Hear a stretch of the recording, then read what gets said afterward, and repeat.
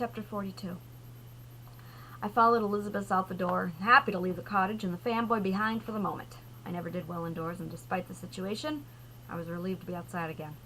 Elizabeth was moving. Already she was wandering across the yard. I thought she'd stomp over the stream, but she was paying attention enough for that and stepped over it. I followed her for a ways into the trees. The moon was full tonight, but the cloud cover was thick. The occasional streak of light found its way down to her for only a moment, blocked by the forest canopy. Once the trees cleared, she stopped where the rolling hills began and spanned as far as the eye could see. There it was, the moonlight touched down, an ancient stone wall, so old that the land had formed up and around it, cut through the land. So old it moved like a natural vein, as if the Celtic gods had built it there themselves. They probably did. Elizabeth settled herself onto the stone. I watched her reach into her pocket and pull out her cell, giving me the time to catch up and stand beside her. To the right, always to the right. That's where she liked me to be. I peered down at her email and saw her write. Hey, you. I know you're not available right now, and that's fine. I just need you. Just you right now. Nothing more. I miss you, and I'm not well. I'm tired, and it's been so fucking hard remembering all of this. What I need right now is to hear your voice and lay in your arms. And I know you can't do that right now. So, I'm writing this all out instead because it's all I've got.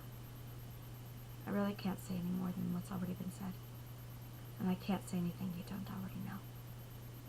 I just wanted to feel a little bit closer to you after the day I've had it. I miss you. Always. Elizabeth. I watched her send the email. You know that's not what you wanted to say, I said. It doesn't matter what I want to say, she said, gazing out over the hills. I smiled. She knew I wouldn't hold my tongue. She knew me too well. It matters to you, I said. She sighed. I'm tired, Ian. Go away. You don't just miss him. What she needed was to make love to him. She'd never admit that. Not to him or herself. It doesn't matter, she argued. Of course she argued. It matters, I said. You won't tell him what you feel, what you think. You won't even tell yourself. You've got to tell someone. Tell me. You are me, you ooskit.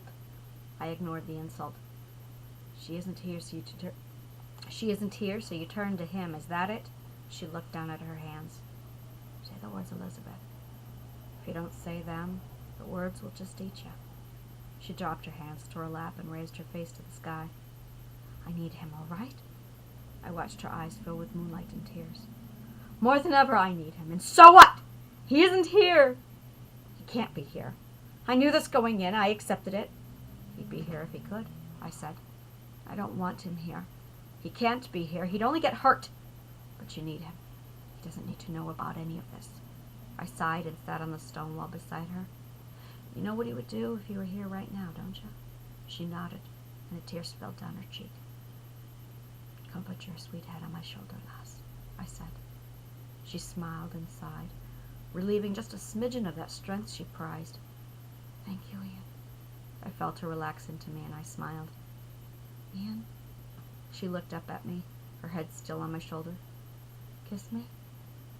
If ever a lass looked more forlorn, I couldn't recall. I leaned down and brushed her lips with mine.